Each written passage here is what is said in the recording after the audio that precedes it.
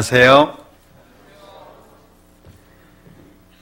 아침에 좀 쌀쌀한데 괜찮으신가 모르겠습니다. 옆에 계신 분들 같이 인사 좀 할까요?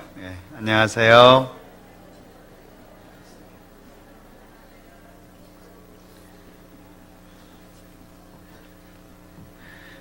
같이 잠깐 기도하겠습니다. 우리를 사랑하시는 자비로우신 주님, 참으로 감사합니다. 우리에게 천국의 소망을 주시고 또 우리의 죄를 용서하시기 위해서 그 크신 사랑을 보여주신 것 참으로 감사합니다. 우리가 살아가는 모든 시간 가운데에 그리스도인이라고 하는 신분을 잊지 않게 하시고 또 마지막 때를 살아가면서 실수하지 않도록, 세상의 죄 가운데 빠지지 않도록 우리의 마음을 붙잡아 주시고 도와주시기를 원합니다. 우리가 연약한 지체를 아직까지 가지고 있기에 여러 어려운 상황들 속에서 잘못할 때가 많이 있습니다. 우리의 마음을 붙잡아 주시고 우리의 마음 속에 오직 하나님을 향한 마음만 커질 수 있도록 도와주시기를 원합니다. 주님의 이름으로 모인 모든 곳마다 함께 해주시고 특히 해외에서 어려운 여건 가운데 선교하고 계시는 많은 선교사님들 또한 그 가족들 함께 하셔서 더욱더 힘과 용기를 주시고 맡은 일에 최선을 다할 수 있도록 언제나 함께 해주시고 도와주시기를 원합니다. 또한 우리 구미교회 더욱더 하나님 기억하셔서 형제 자매님들 한 사람 한 사람 지켜주시고 또 영육 간의 축복을 더해 주셔서 주님을 섬겨나가는 데 부족하지 않도록 도와주시기를 원합니다. 우리 가운데에 육신적인 질병으로 인해서 또는 신앙적인 어려움으로 인해서 경제적인 이유로 인해서 힘들어하고 있는 분들이 있습니다. 그 마음을 주님께서 친히 위로해 주시고 또 그 가운데에서 주님을 생각하고 이겨낼 수 있도록 역사해 주옵소서. 오늘 이 시간 우리와 더욱 함께 하셔서 우리의 마음을 강건케 해주시고 더욱더 필요한 말씀으로 채워 주옵소서. 끝나는 모든 시간까지 함께 해주시기를 원하면서 예수님의 이름으로 기도합니다. 아멘. 시편 61편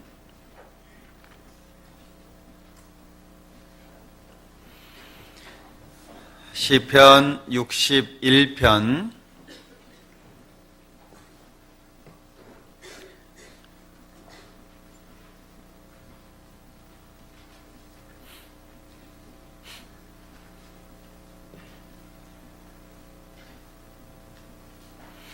제가 한 절 읽고 형제자매님들 한 절 읽고 번갈아 교독하겠습니다.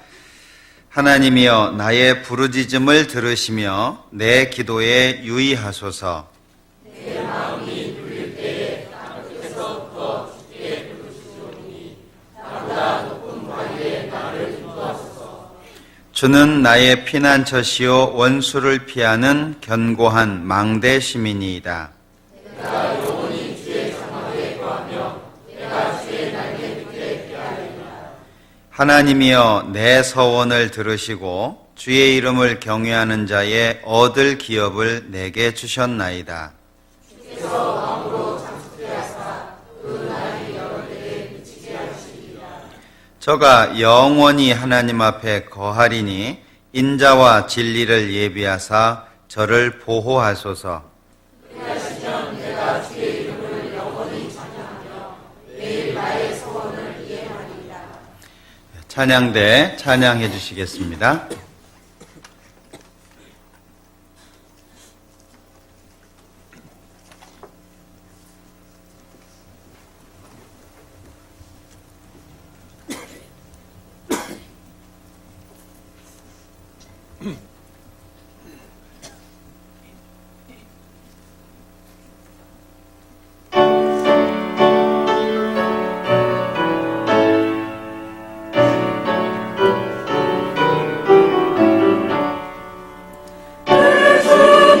강한 성이요 방패와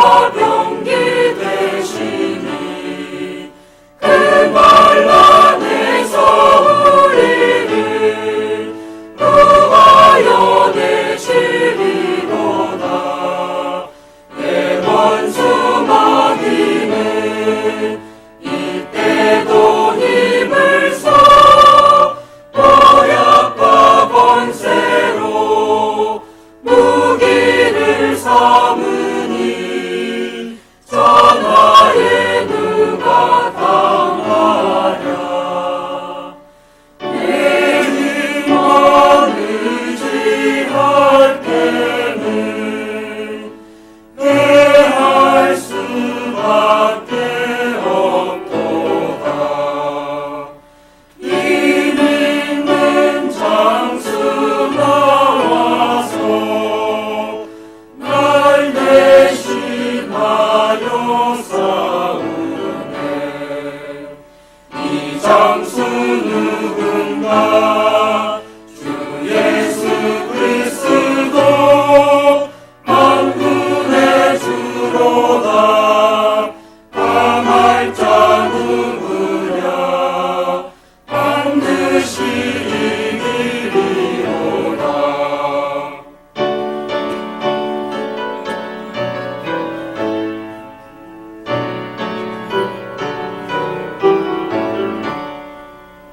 이 땅의 마귀들 끌어 우리를 삼키려 하나. 겁내지 말고 서거라. 진리로 이기리로다. 칭찬과 재물과 명예와 생명을 다 빼앗긴데도 진리는 살아서 그 나라 영원하리라.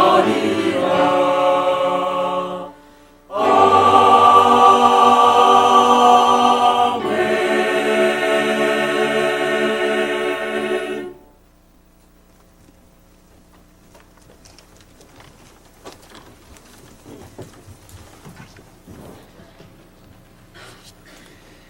다 같이 구약 성경 욥기 33장 찾겠습니다.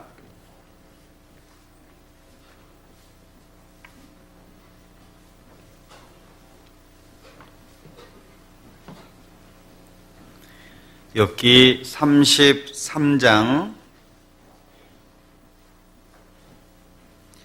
29절 30절.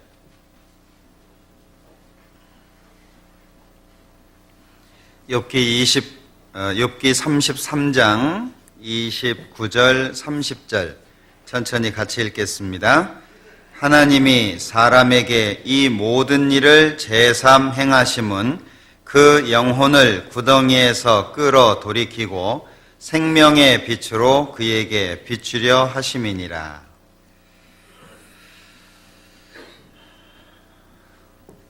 평안하십니까? 오래간만에 뵙는 것 같습니다. 신앙생활을 잘하는 방법이 무엇일까? 구원을 받은 사람에게 신앙생활을 잘한다라고 하는 건 참 중요한 일이겠죠. 신앙생활을 잘하기 위해서는 마음만 가지고는 안 되는 것 같아요. 잘하고 싶은 마음도 필요하지만 지식도 필요하고 그리고 개인의 의지도 필요하고 옆에서 도와주는 형제자매님들의 도움도 필요하고 물론 가장 중요한 것은 하나님의 도우심이 가장 필요하겠죠. 저는 지난 한 주간에 후반부에 그 공주에서 우리 전도인 수련회, 부부 수련회를 가졌습니다. 1년에 한 번씩 전도인들과 전도인 부인, 자매까지 함께 수련회를 1년에 한 번씩 하는데요. 같이 참석을 했습니다. 늘 듣던 말씀인데 그리고 늘 배웠던 말씀인데 그 말씀을 들으면서 마음속에 새로운 어떤 교훈도 되고 각오도 되고 그런 시간을 좀 가질 수 있었습니다. 그러면서 이번 주에 무엇을 설교할까 고민을 하고 있었는데 말씀을 들으면서 오늘 이 말씀을 좀 같이 생각해 봐야 되겠다 싶은 생각이 들었습니다. 그래서 정리를 좀 해봤는데 지금 제 개인적인 생각으로서는 혹시 우리 형제자매님들이 힘들어 하실지 모르고 지루해 하실지 모르지만 몇 주간 연속해서 전도라는 주제를 가지고 말씀을 좀 교훈해 봤으면 좋겠다 싶은 그런 생각을 해 봤습니다. 전도, 참 생각하면 잘하고 싶은데 잘 안 되는 것 중에 한 가지고, 전도해야 된다는 중압감은 늘 우리의 마음을 짓누르고 있는데 실제 삶 속에서는 전도가 잘 안 되는 것도 있고요.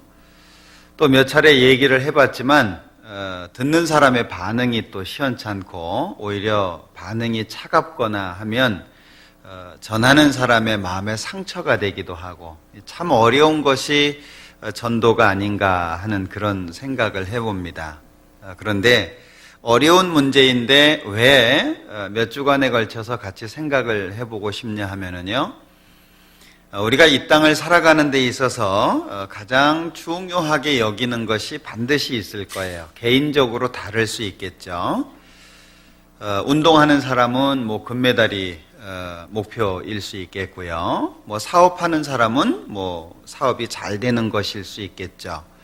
나름대로 다 목적을 가지고 살아가고 있는데 우리 신앙의 삶의 개인적인 목적 아마 개인적으로 다 있을 거예요. 그런데 오늘부터는 하나님 입장에서 좀 생각을 해보고 싶습니다. 오늘 읽었던 말씀에 보면 하나님이 사람에게 이 모든 일을 제삼 행하심은 욥기 1장부터 욥기 42장까지 굉장히 중요한 사실을 우리에게 교훈해주고 있잖아요. 욥은 아시아에서 가장 큰 사람이었습니다. 살아가는데 별로 문제 없습니다. 자식도 10명이나 있습니다. 그리고 많은 재물을 가지고 있었습니다. 참 다복하다고 얘기할 수 있을 거예요. 사람들이 부러워할 수 있겠죠. 거기에다가 이 욥은 하나님을 섬기는 사람이었기 때문에 자식들과 잔치를 벌였다거나 했을 때 혹시 하나님 앞에 죄를 지었으면 어쩔까 싶어서 자식들이 잔치를 벌이고 나면 하나님 앞에 제사를 지냈습니다. 자, 하나님 앞에 사단이 하나님께서 사단에게 욥에 대해서 하신 말씀이 욥기에 기록되어 있거든요. 그런데 아마 욥 같은 얘기를 들을 수 있는 사람이 과연 우리 시대에 얼마나 있을까? 여기 욥기 33장은 잡아두시고요. 욥기 1장을 보겠습니다.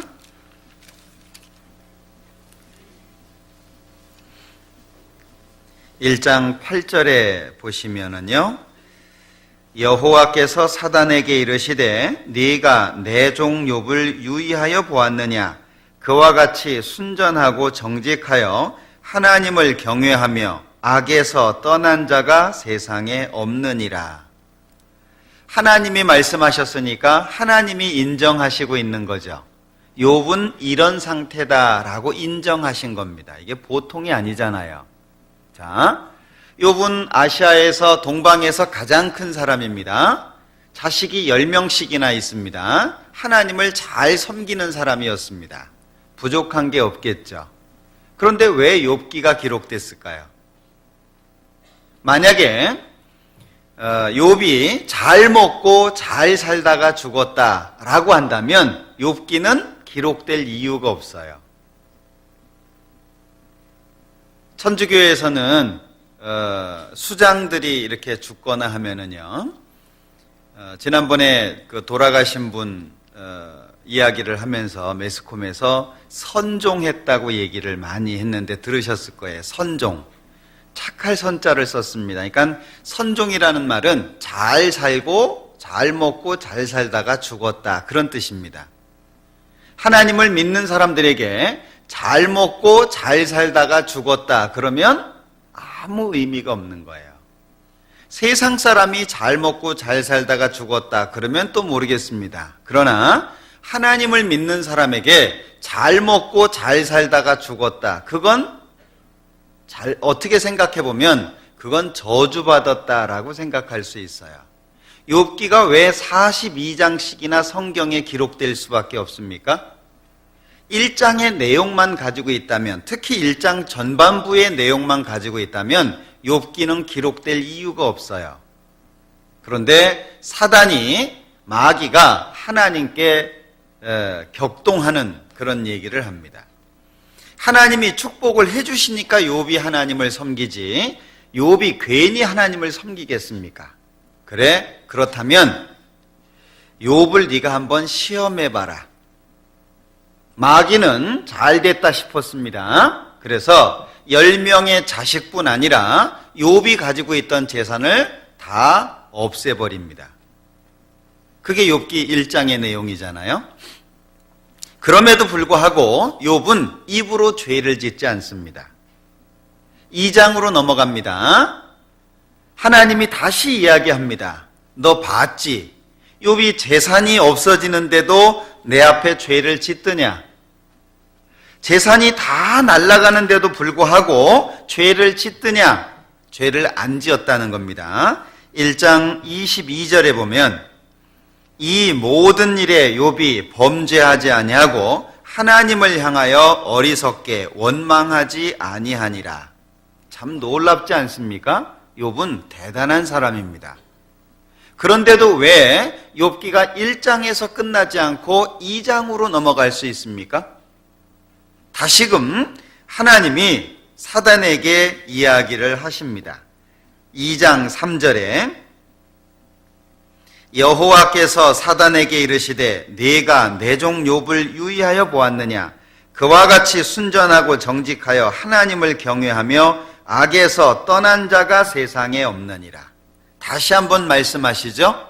그러니까 사단이 4절에 사단이 여호와께 대답하여 가로되 가죽으로 가죽을 바꾸오니 사람이 그 모든 소유물로 자기의 생명을 바꾸올지라. 이에 주의 손을 펴서 그의 뼈와 살을 치소서. 그리하시면 정령 대면하여 주를 욕하리이다. 하나님, 사람은 생명을 가장 중요하게 여깁니다. 그러니까 몸이 아프면 재산 가지고서 몸을 고치려고 애를 씁니다. 병을 줘보십시오. 뼈와 살을 치십시오. 그러면 진짜로 욥은 하나님을 욕하게 될 겁니다. 그래서 2장이 시작될 수밖에 없는 겁니다. 자, 2장에 욥은 발바닥에서부터 머리 끝에까지 병이 생깁니다. 7절. 사단이 이에 여호와 앞에서 물러가서 욥을 쳐서 그 발바닥에서 정수리까지 악창이 나게 한지라. 어떤 의사들은 이 욥기의 내용을 보고 이 욥이 걸렸던 질병이 바그다드 부스럼일 거라고 추정을 합니다. 왜냐하면 욥은 온몸이 붓고 진물이 나고 그리고 재를 뒤집어 쓰고 기와로 자기 몸을 긁었다는 기록이 나오거든요. 그런 욥의 상태를 보고 바그다드 부스럼이 아니었겠냐라고 얘기를 하는데, 이 바그다드 부스럼은 몸이 이렇게 붓습니다. 팔이 허벅지만큼 붓고, 허벅지는 뭐 2배 이상 막 붓고요. 그러니까 살이 터지고 그 터진 부분을 통해서 진물이 흘러나와요. 그런데 거기에 파리가 알을 낳으면 거기에서 구더기가 나오는 거예요. 그러니까 욥이 한 얘기 중에 구더기가 내 몸에 입힌다는 표현을 하잖아요. 그러니까 그런 표현들을 통해서 이제 그런 병일 거라고 이제 추정을 하는 겁니다. 그것이 발바닥에서부터 정수리까지니까 온 몸이잖아요. 그런데 이 질병 가운데에서도 욥은 하나님 앞에 범죄하지 않았습니다. 부인이 옆에서 보다가 너무 화가 났어요. 2장 9절. 그 아내가 그에게 이르되 당신이 그래도 자기의 순전을 굳게 지키느뇨 하나님을 욕하고 죽으라. 이 부인을 욕할 수는 없습니다. 어떤 분들은 욥의 아내가 아주 나쁘다고 생각할지 모르겠습니다. 그러나 10명의 자식을 잃고 온전할 수 있는 어머니가 있을까요? 어떻게 생각하셔요? 가지고 있는 재산은 뭐 말할 것도 없지만 10명의 자식을 잃었습니다. 그 어머니가 온전할 수 있다고 생각하십니까? 그런데 1장에서 욥의 아내는 범죄하지 않습니다. 기록이 없어요. 그런데 2장에 넘어와서 보다 참다 더 이상 참을 수 없는 상태가 되었던 것 같아요. 그래서 자기 남편에게 하나님을 욕하고 죽으라고 말을 합니다. 그런데도 불구하고 욥은 10절에 그가 이르되 그대의 말이 어리석은 여자 중 하나의 말 같도다. 우리가 하나님께 복을 받았은즉 재앙도 받지 아니하겠느뇨 하고 이 모든 일에 욥의 입술로 범죄치 아니하니라. 자, 여기에서 끝나면 되는데 어째서 욥기는 3장으로 또 넘어가게 되죠? 3장은 욥이 자기 생일을 저주하는 내용으로 가득 차 있습니다. 내가 왜 태어났을까? 차라리 죽었으면, 차라리 엄마 뱃속에서 태어나지 않았다면, 낙태가 되었었다면, 내가 빛을 보지 못했다면 자기의 생일을 저주합니다. 왜죠? 하루 아픈 건 견딜 수 있어요. 일주일 아픈 것은 어떻게 버텨볼 수 있습니다. 그러나 질병이 오래된다는 것만큼 고통스러운 일은 없을 거예요. 자식이 죽었습니다. 가슴 아픈 일인 것은 틀림없지만 그러나 자기 몸이 아픈 것과는 또 다른 문제일 거예요. 자식이 죽은 것은 가슴의, 마음의 문제이지만 육신의 질병이라고 하는 건 또 다른 문제거든요. 그것이 오랜 시간 동안 지속된다는 건 너무나도 고통스러운 일이었을 거예요. 3장은 욥이 자기의 생일을 저주하는 얘기가 나옵니다. 자, 그런데 2장 끝에 보면 욥의 친구들이 왔어요. 아주 절친했던 사람들인 것 같습니다. 왜냐하면 이 친구들이 11절 뒷부분에 보면 욥을 조문하러 왔다라고 얘기를 하고 있고 12절에 욥을 알아보기가 어려운 거예요.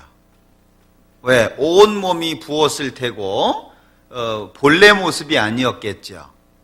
그러니까 알아보기가 어려운 거예요. 그래서 친구들이 울고 소리를 지르고 옷을 찢고 티끌을 날립니다.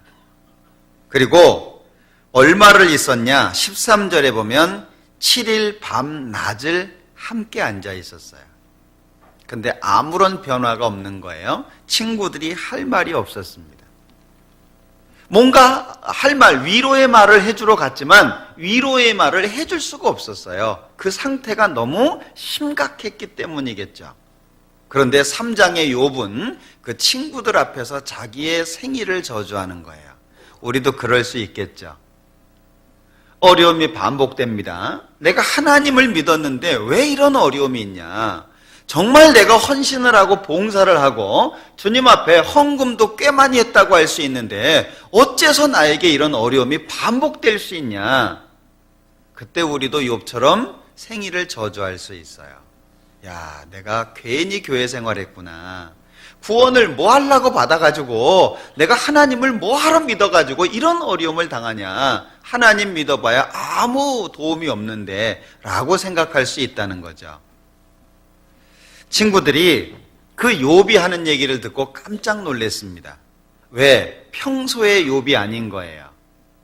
평소의 욥은 다른 사람들을 구제하고 다른 사람들을 위로하고 다른 사람을 격려했던 사람입니다.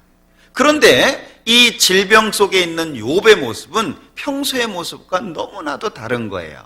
그래서 이 세 친구는 동일하게 너 자신을 뒤돌아봐라.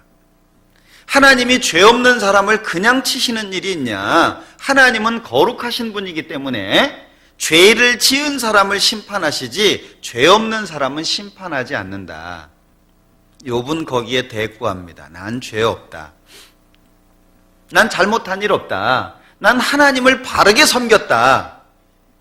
세 친구와 욥의 변론이 이 욥기 4장으로부터 시작해가지고 욥기 31장까지 이어집니다.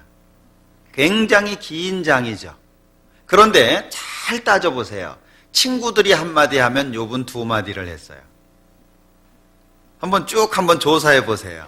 친구들이 한 말과 욥이 한 말을 비교해 보세요. 2배 이상씩 합니다. 그래서 친구들은 대개 한 장으로 끝나는데 욥은 2장씩 얘기를 해요. 예, 잘 따져보세요. 왜? 자긴 억울하다고 생각이 든 거예요. 난 잘못이 없는데도 불구하고 이런 일이 있다고 생각한 겁니다. 자, 그러다 보니까 이 세 친구와 변론이 아주 날카로워집니다. 세 친구는 계속해서 얘기합니다. 나 같으면 하나님께 구하고 내일을 하나님 앞에 부탁할 거다. 친구들이 얘기하는 거예요. 나 같으면 너처럼 안 할 거다. 너 지금 뭐 하고 있냐? 생일을 저주하고 하나님 원망하고 있는 거 아니냐? 난 그렇게 안 할 거다. 세 친구는 계속해서 공박합니다. 나는 죄 없다. 욥은 반박하죠. 32장부터 37장까지 이 엘리후라고 하는 사람이 이 욥을 책망하는 이야기가 기록되어 있어요. 그리고 38장부터 41장까지는 하나님의 책망이 기록되어 있습니다. 그리고 42장은 돌이키는 욥의 내용이 기록이 되어 있어요. 왜 욥기가 기록될 수밖에 없습니까? 오늘 우리는 33장을 읽었습니다. 그러면 누가 한 얘기죠? 32장부터 엘리후가 한 말이니까 33장에 있으니까 엘리후가 한 말이잖아요. 엘리후가 세 친구와 욥의 이야기를 듣다가 참다 한마디 한 게 32장부터예요. 자, 33장에 우리가 읽었던 내용이 하나님이 사람에게 이 모든 일을 제삼 행하심은 욥, 너 지금 왜 이런 일을 당하고 있는지 아냐? 사람이 이 땅에 태어나서 잘 먹고 잘 살다가 죽으면 하나님 앞에 아무런 의미가 없는 거예요.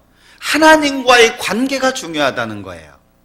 이 땅에 태어난 것이 중요한 것만큼 잘 성장되는 것은 더 중요하죠. 그것보다 더 중요한 게 있습니다. 반드시 하나님과 올바른 관계를 맺어야 된다는 거예요. 자, 욥은 지금 그 영혼이 구덩이 속에 빠져 있다는 겁니다. 그런데 하나님이 하시는 일은 뭐냐? 그 영혼을 구덩이에서 끌어 돌이키는 일을 하시고 그에게 생명의 빛을 비추는 것이 하나님의 궁극적인 목적이라는 거예요. 요즘에 예수 믿는 사람들의 하나님 앞에서의 자세가 무엇입니까? 달라는 거예요. 하나님 돈도 주시고 건강도 주시고 사회적인 지위도 주시고 무엇이든지 원하는 걸 달라는 겁니다. 그게 하나님의 뜻일까요? 이번에 김연아 선수 금메달 딴 거 아시죠? 온 국민이 열광을 합니다. 저는 개인적으로 금메달 따는 장면은 못 봤습니다만은 그 금메달 따기 직전에 먼저 경기한 것 그 신문에서 보면서요. 한편으로는 참 불쌍하다는 생각이 들었어요. 모든 국민의 기대, 뭐 부모님의 기대는 말할 것도 없고 온 국민의 기대 그리고 세계적인 기대 가운데에서 그는 경기를 합니다. 개인적으로 행복할까요? 금메달을 땄기 때문에 너무나 기쁠 수는 있습니다. 그러나 시간이 흘러가면 흘러갈수록 마음의 무게는 더 커질 수밖에 없을 거예요. 사람이 이 땅에서 잘 되면 잘 될수록 하나님과 멀어질 수밖에 없다는 걸 기억하셔야 돼요. 예수님은 이렇게 말씀하셨습니다. 부자가 천국에 들어가기가 얼마나 어려우냐. 약대가 바늘기로 들어가는 것보다 더 어렵다라고 말씀하셨습니다. 비교가 됩니까? 밧줄이 바늘기로 안 들어간다. 그래도 우리 알아먹어요. 그죠? 그 못 알아듣겠어요? 굵은 실이 가는 바늘기로 못 들어간다. 우리 이해해요? 못해요? 합니다. 그렇게 비유하셔도 우리는 알아먹을 수 있어요. 그런데 어떻게 비유를 하셨습니까? 약대, 낙타입니다. 낙타. 낙타가 바늘기로 못 들어간다. 그거 모르는 사람이 누가 있겠어요? 그러면 개는 바늘기로 들어간다는 얘기예요? 이게 비유가 안 되는 비유예요. 이게 예수님이 우리를 너무 무시하셨지. 우리가 그렇게 무지한 사람들입니까? 그런데 예수님은 낙타가 바늘기로 못 들어간다. 어떤 사람이 이 세상에서 부자인 사람이. 근데 문제는 그거보다 더 어렵대요. 낙타가 바늘기로 들어갔다. 그렇다 손 치더라도 그거보다 더 어려운 것이 부자가 천국 들어가는 거래요. 왜 그렇게 말씀하셨을까요? 물론 돈 많은 사람들만 말하는 게 아닙니다. 마음의 부자가 포함되어 있는 거예요.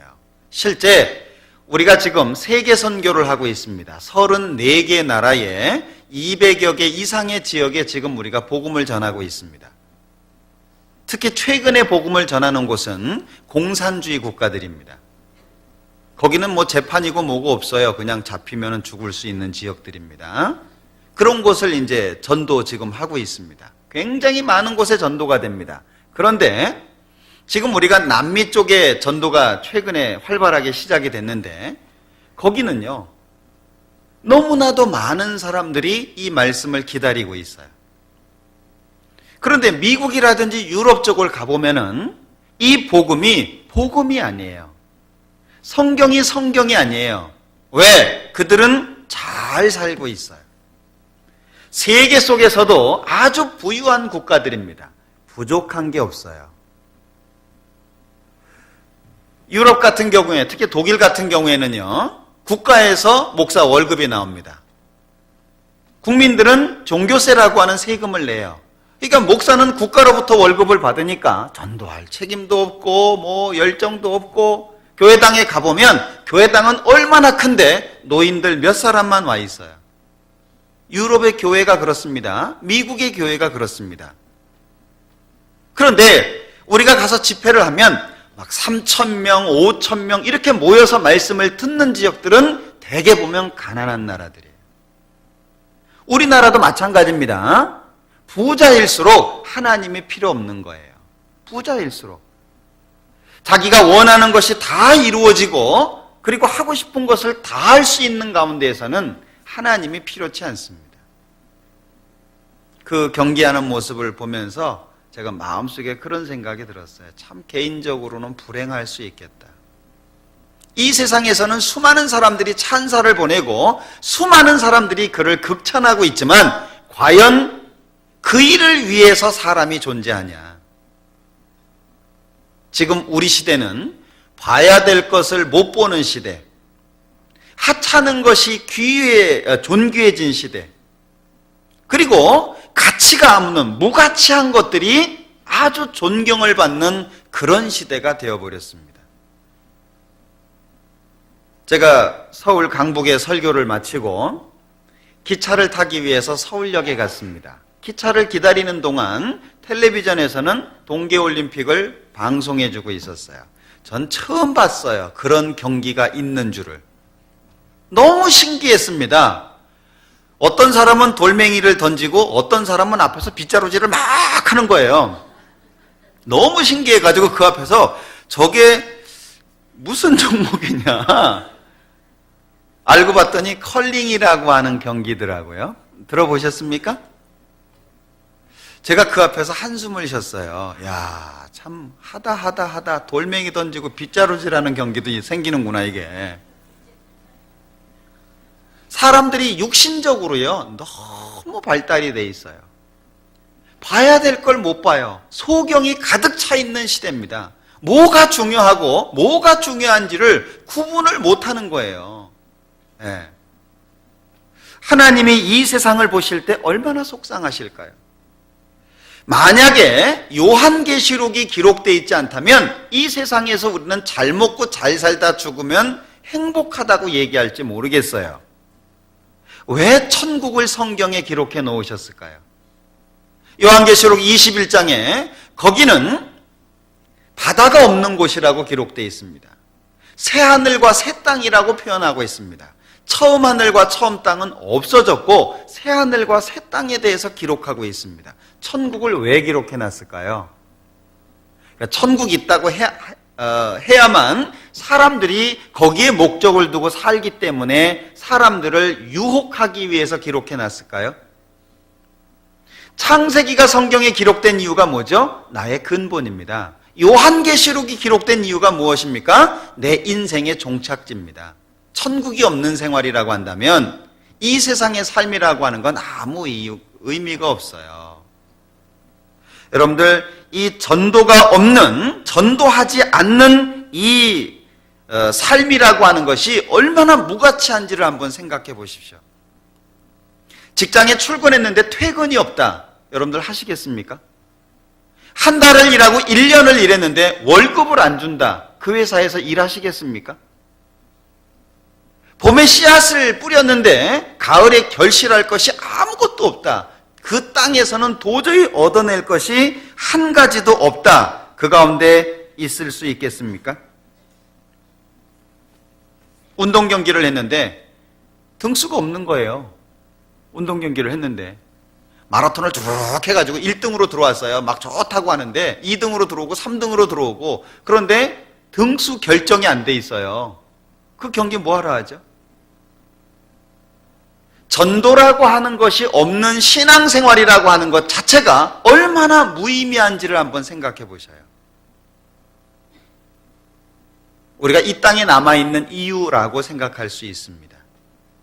하나님이 원하시는 건 뭐냐? 욥이 이 땅에서 가장 크게 하나님의 축복을 받으면서, 그리고 10명의 자식과 다복하게, 그리고 다른 사람들을 구제하면서 사는 것에 그치지 않는다는 거예요. 만약에 그랬다면 욥기는 기록될 의미가 없어요. 욥기가 기록돼야만 되는 이유가 뭐죠? 하나님의 마음, 하나님의 속에 있는 아주 중요한 부분을 드러내기 위해서입니다. 하나님이 왜 모든 사람에게 아픔도 주시고 슬픔도 주시고 때로는 어떤 질병도 주시고 고통도 주시고 원하지만 하지 못하는 것들, 바라지만 얻지 못하는 것들이 얼마나 많습니까? 우리 인생 가운데에서. 정말 행복하다고 결혼하지만 결혼하고 나서 불행을 느끼는 사람들이 얼마나 많습니까?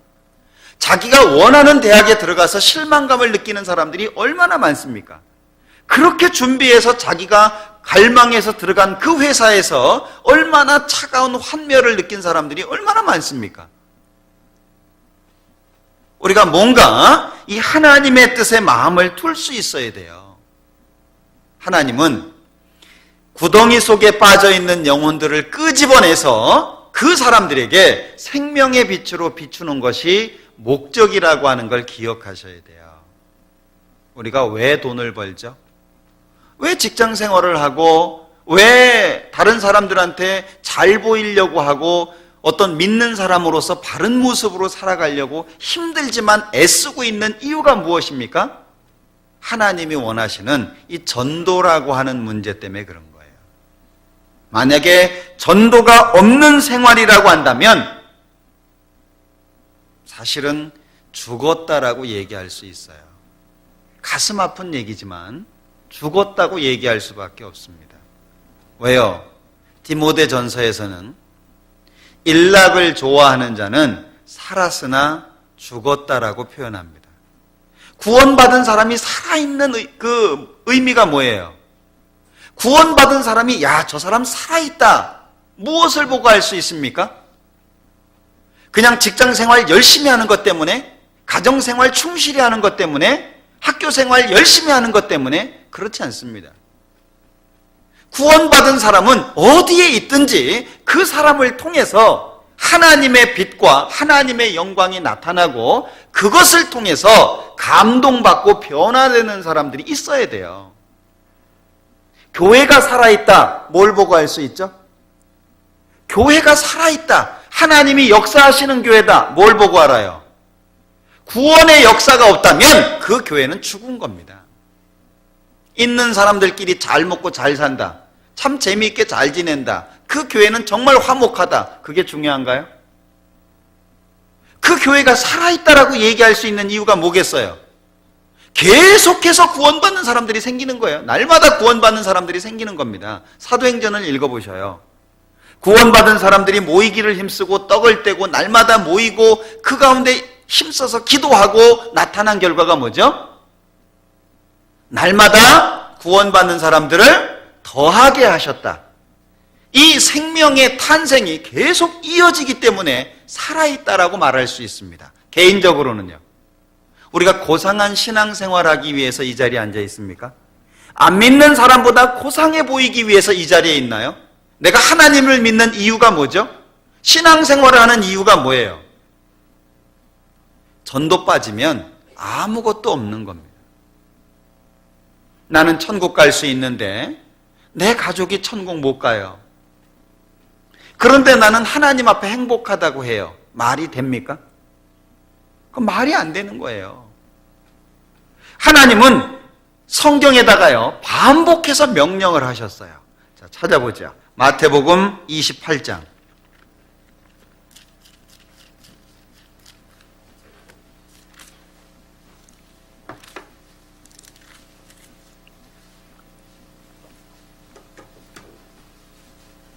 (18절) 예수께서 나와 일러 가라사대 하늘과 땅의 모든 권세를 내게 주셨으니 그러므로 너희는 가서 모든 족속으로 제자를 삼아. 제자를 삼아, 이게 전도잖아요.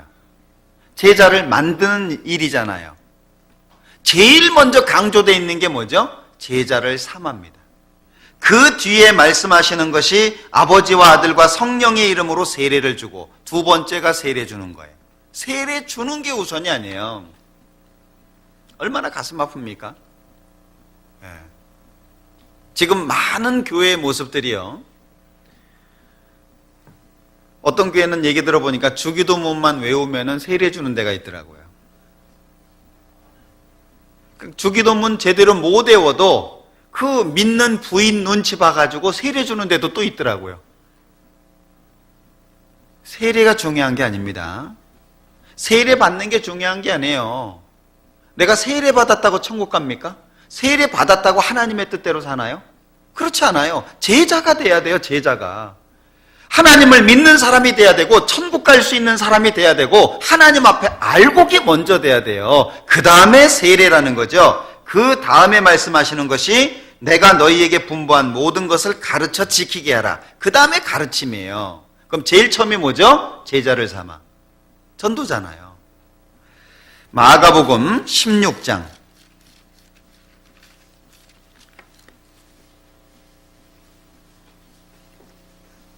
15절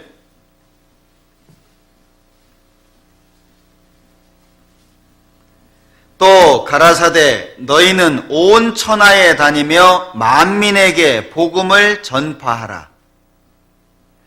자, 온 천하에 다니며 만민에게 복음을 전파하라. 믿고 세례받는 사람은 구원을 얻을 것이요. 첫 번째가 뭐죠? 믿는 거예요. 믿는 거.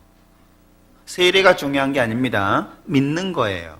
온 천하에 다니며. 누가복음 24장입니다.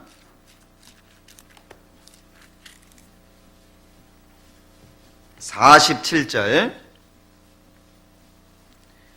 또 그의 이름으로 죄사함을 얻게 하는 회개가 예루살렘으로부터 시작하여 모든 족속에게 전파될 것이 기록되었으니 같이 읽습니다. 너희는 이 모든 일의 증인이라. 증인이 뭐죠? 이걸 다른 말로 얘기하면 전도하는 사람이라고 얘기할 수 있어요. 증인. 그 사실을 증명해야 될 사람이에요. 그 사실을 나타내야 될 사람이에요. 예. 예수님을 증거해야 될 사람, 하나님을 증거해야 될 사람은 믿음을 가지고 있는 사람입니다. 안 믿는 사람이 증인이 될 수는 없잖아요. 요한복음 20장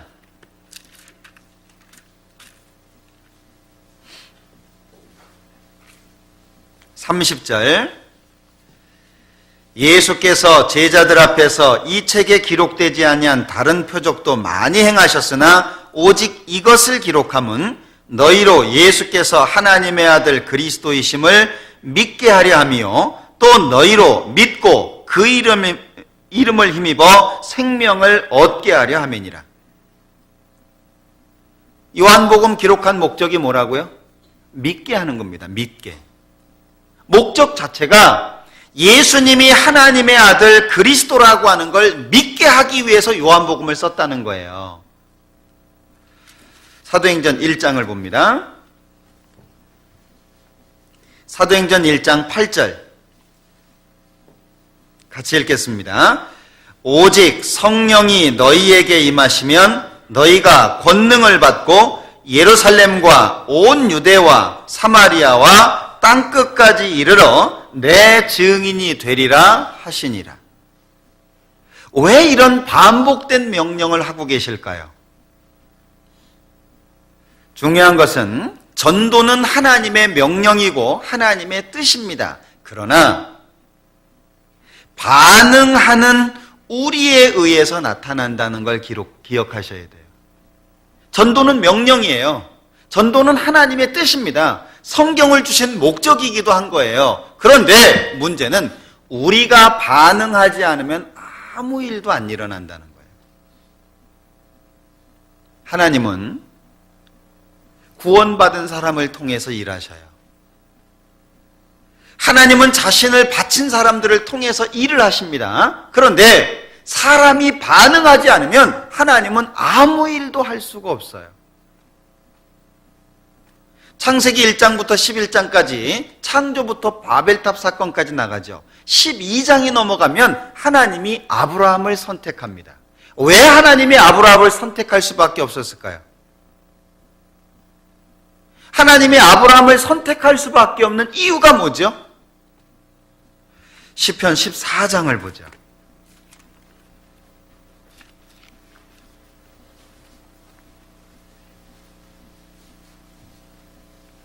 1절 어리석은 자는 그 마음에 이르기를 하나님이 없다 하도다. 저희는 부패하고 소행이 가증하여 선을 행하는 자가 없도다. 여호와께서 하늘에서 인생을 굽어 살피사 지각이 있어 하나님을 찾는 자가 있는가 보려 하신즉 다 치우쳤으며 함께 더러운 자가 되고 선을 행하는 자가 없으니 하나도 없도다. 언제라고 생각하십니까? 하나님을 찾는 사람이 한 사람도 없는 때 아브라함의 아버지 데라는 우상 숭배하는 사람이었어요. 왜 하나님이 아브라함을 선택할 수밖에 없었죠? 하나님을 찾는 사람이 한 사람도 없는 거예요. 그때 하나님 마음 이해하시겠습니까?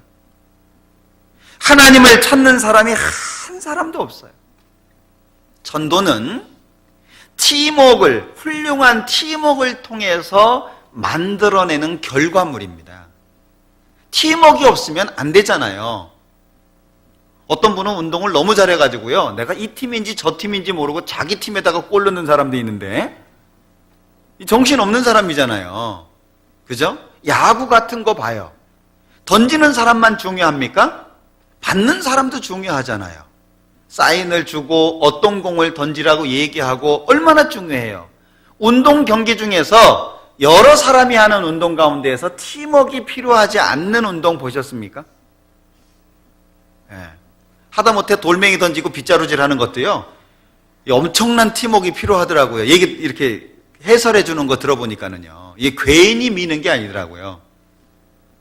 던진 사람이 약하게 던졌으면 그걸 막 닦아야 돼요. 조금이라도 더 가게 하려고. 그리고 방향도 막 틀기도 하고요. 그런데 세게 던졌는데 거기서 빗자루질 하면은요, 욕먹는 사람이 되는 거죠. 팀워크가 얼마나 중요합니까? 하나님이 계시죠? 예수님이 이 땅에 오셨습니다. 그것으로 끝났습니까? 예수님이 십자가에서 구원을 완성하셨어요. 그 다음에 누가 필요하죠? 그 사실을 믿고 그 일을 위해서 자신의 생명을 투자하는 사람이 필요한 거예요. 이 팀워크라고 하는 것이 너무나도 중요합니다. 요한복음 4장을 볼까요?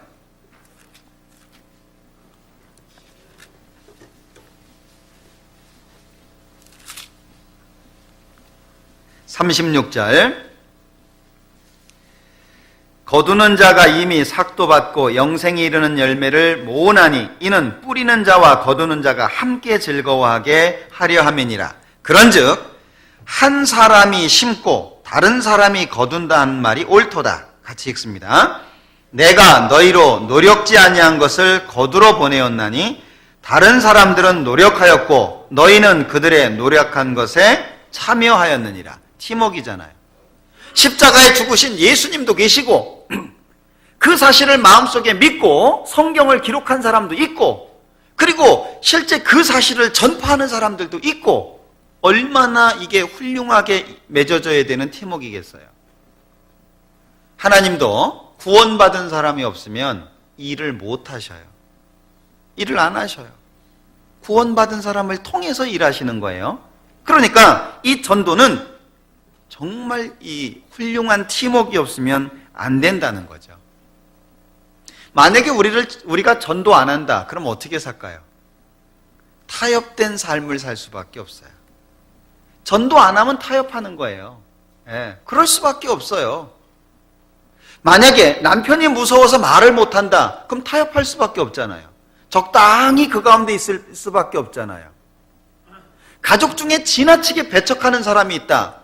그에게 전도 안 하면 난 뭐 하고 있죠? 그 생활에 타협할 수밖에 없어요. 다른 사람이 전도했다고 기뻐가지고 간증하는 것이 마음속에 기쁨이 되겠습니까? 마음속에 기쁨이 안 되는 거예요. 타협할 수밖에 없어요. 잘 한번 생각해 보십시오. 살았으나 죽은 자. 죽은 자보다도 못하죠. 살았으나 죽은 자입니다. 거기에다가 이 책임을 전가하는 일 있죠. 자꾸 핑계가 생겨요. 전도 안 하면 핑계가 생깁니다. 이 아담과 하와가 하나님 앞에 쫓겨나서 가인을 낳잖아요. 그리고 아벨을 얻었잖아요. 가인이 들에서 아벨을 돌로 쳐서 죽입니다. 자기 동생을 죽였어요. 하나님이 묻습니다. 네 동생 아벨이 어디 있냐?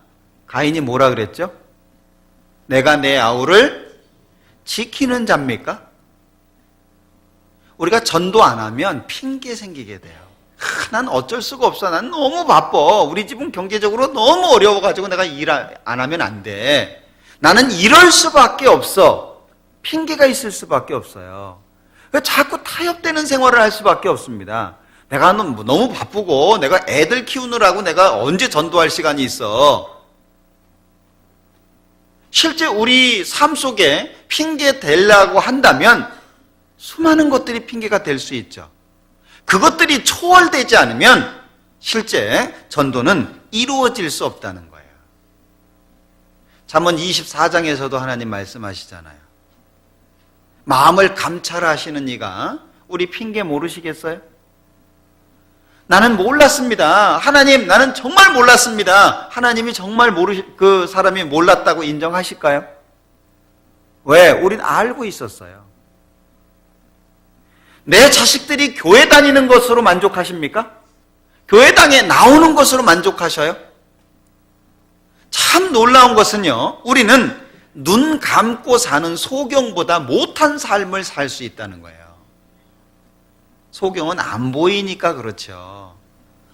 구원받은 사람들의 삶이요, 정말 엉뚱한 경우가 너무나도 많습니다. 웬만한 것은요, 접고 살아야 돼요. 네? 웬만한 것은 접어야 부부 생활이 원만하지 않겠어요? 하나하나 다 따지면은요, 이번에도 그러니까 그런 얘기 하시던데, 예? 어떤 분은 치약을 짜도 중간에 콱 눌러서 짜고, 어떤 분은 밑에서부터 쫙쫙 짜 올라가고, 그거 평생 싸웁니다. 그게 중요합니까? 치약을 중간서부터 짜는 게 중요해요? 밑에서부터 짜는 게 중요합니까? 그건요, 접을 수 있는 얘기라는 거예요. 예? 그런데 중간부터 짰다고 머리 터지게 싸우면 그게 해결되겠어요? 안 되는 거예요. 어떤 분은 또 수도 트는 것 때문에 싸우셨다 그러대요. 예? 이 닦을 때도 수돗물 틀어놓고, 세수할 때도 수돗물 틀어놓고, 자기는 물 받아가지고 하는데, 예. 50년째 얘기했는데 아직도 안 고쳐졌대요. 그게 중요합니까? 그게 정말 하나님 입장에서 이 전도하는 이 문제보다 더 중요하겠어요? 그게 그렇게 중요해요? 사실은 접어놓고 살아야 되는 거예요. 예. 우리가 원하는 거 이 땅에서 다 안 이루어집니다. 하나님이 다 안 주세요. 예. 성격이 마음에 안 드는 거 한번 얘기해 보셔요. 고쳐집니까? 안 고쳐집니다. 싸움만 나지 고쳐지지 않아요. 근데 그런 것들을 일일이 하나하나 다 지적해 가면서 언제 전도할 거예요? 누구한테 전도할 거예요? 심지어는 전도하는 사람 데려다 놓고 둘이 싸우고 있다니까? 이 제정신이에요, 이게? 그만큼 무엇이 중요하고 무엇이 중요하지 않은지를 모르는 거예요. 그게 소경이지 뭐가 소경이에요? 봐야 될 것을 못 보고 있는데 그게 눈 뜬 겁니까? 나만 그냥 편안하게 살면 되나요? 어떤 사람은요, 교회당 짓는다 그러면 일부러 이사 가는 사람이 있어요. 왜? 헌금하기 싫어가지고. 실제 제가 봤거든요. 생활이 온전해질 수 있을 것 같습니까? 이게요, 왜 그리스도 예수의 좋은 군사라고 표현을 하고 있습니까? 구원받은 사람들은 군사예요, 군사. 하찮은 것은 내버려야 돼요. 내게 손해가 있다라고 할지라도 웬만한 것은요, 내버려야 돼요. 어째서 구원받았다라고 하는 사람들이 말 한마디 때문에 상처가 돼가지고 원수가 되죠? 예? 속이 그렇게 밴댕이에요? 구원받은 사람 속이요, 얼마나 적은지 몰라요. 예? 자기는 남한테 말 함부로 하면서요, 누가 자기한테 말 한마디 하면요, 문제가 돼가지고 막 터진다니까. 예. 지금 그것 때문에 터지게 돼야 되는 그런 상황입니까? 내가 지금 교회 생활을 해요. 헌금 생활을 해요. 교제에 나와요. 그걸로 만족합니까? 나를 통해서 구원받은 사람이 없다면, 내가 오늘도 전도하지 않은 삶을 살았다면 하나님 앞에 뭐가 남죠? 뭔가 우리는 깊이 있게 생각해 봐야 돼요. 고민해 봐야 돼요. 맨날 그냥 하나님 앞에 죄송해요, 오늘도 이렇게 살았어요, 이해해 주세요, 난 원래 약해요, 하나님 내 아들 봐요, 내 아들이 얼마나 성질 더러운 거 하나님도 아시잖아요. 언제까지 그럴 겁니까? 깨치고 나와야죠. 병아리가 알을, 그 껍데기를 깨치고 나오는 것처럼 깨치고 나와야죠. 적어도 주님 앞에 마지막 때를 살고 있는 우리라고 한다면 마음이 달라야 되지 않겠습니까? 네. 대학에 들어갔어요. 뭐 하러 대학에 들어가요? 물론 공부하려고 들어갑니다. 그럼 공부만 잘하면 돼요? 옆에 있는 사람들은 죽으면 지옥 갈 사람들인데요. 오늘도 아침에 상여 나가는 거 보셨습니까? 일찍 오신 분들은 보셨을 텐데 마을에서 또 한 분 돌아가셨어요. 환절기가 되면 자주 돌아가시잖아요. 여기는 그래도 꽃상여를 만드시더라고요. 종이로 된 것이긴 하지만. 그래 놓고 이렇게 앞장서서 이렇게 선창하시는 분이 있고 뒤따라 하시는 분들이 있잖아요. 노래 제대로 하시대요, 옛날식으로. 근데 이렇게 들으니까는요, 너무 가슴이 아프더라고요. 아유, 또 한 번 갔구나. 숨이 끊어지면서 알았을 텐데, 예? 숨이 딱 끊어지면서 잠시 후에 자기가 지옥에 가 있다라고 하는 것을, 하나님의 무서운 심판 아래 있었다라고 하는 걸 그때 알 텐데, 아유, 또 한 사람 갔구나. 너무 마음이 아팠어요. 얼마나 속상하지 않습니까? 전도가 없는 신앙생활이라고 한다면요, 의미가 없는 거예요. 우리가 열심히 살고 교제에 참석하고 바르게 살려고 하고 성경 배우고 암송하고 중요하죠. 근데 왜 그런 일들을 하느냐 하는 거예요. 제가 가끔 그런 얘기 드리죠. 부자로 죽기 위해서 가난하게 사는 사람 바보잖아요. 부자로 죽으려고 돈 모으나요? 필요할 때 쓰려고 돈을 모으는 거잖아요. 그런데 그냥 쌓아놓는 것만 만족하는 거예요. 일만 벌리는 사람들이 있어요. 돈도 안 되는데 막 사업을 일리 벌리고 전리 벌리고 막 벌려요. 사업하다가 죽으려고 태어났습니까?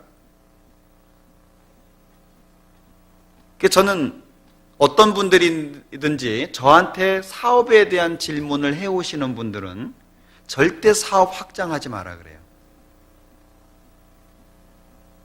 계속 투자하는 거예요, 계속. 예. 그러니 마음 뺏기죠. 신앙생활 할 수가 없죠. 편안한 가정생활이 되겠습니까? 온통 거기에 매여가지고요, 해야 될 일을 못하는 거예요. 그 순간이 얼마나 중요한 순간인데 오직 돈에 그냥 눈이 모여져 가지고요. 예.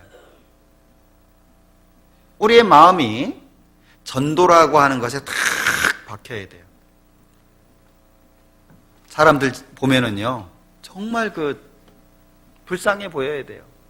오늘이라도 죽을 수밖에 없는 그 영혼을 보면서 속상할 수 있어야 돼요. 말 한마디라도 할 수 있어야 돼요. 그래서 우리가 깨끗하게 사는 거 아니겠습니까? 그래서. 근데 어떤 분들은요, 신앙생활 하는 거 보면, 저 사람 때문에 전도가 안 되는구나. 그런 분들이 있어요. 말은 차마 못하지만, 저분이 방해하고 있구나. 제가 느끼거든요. 본인은 그걸 못 느껴요. 정말 가슴 아프죠. 언제까지 핑계대다가 주님 앞에 설 거예요? 진짜 그 사람 때문입니까? 저 사람 때문에 문제가 된 거예요, 진짜? 자기는요? 아무 문제 없습니까? 실제로 저 사람이 문제입니다라고 얘기하는 사람은요, 그 자신이 문제라고 하는 걸 기억하셔야 돼요. 이 전도라고 하는 것이 하나님의 마음을 마음속에 생각하지 않으면요, 안 됩니다. 왜? 전도가 쉽지가 않거든요. 하나님 얘기한다고 사람들이 받아줍니까? 놀리기나 하고, 특히 여러 사람이 있는데 얘기하면요, 왕따 되기 십상입니다. 광신자라고 얘기를 하고, 막 교주라고 얘기하고, 막 별소리 다 하잖아요. 쉬워요? 이사야와 같은 마음이 되지 않으면요, 절대 전도 못 해요. 이사야서 6장을 보죠.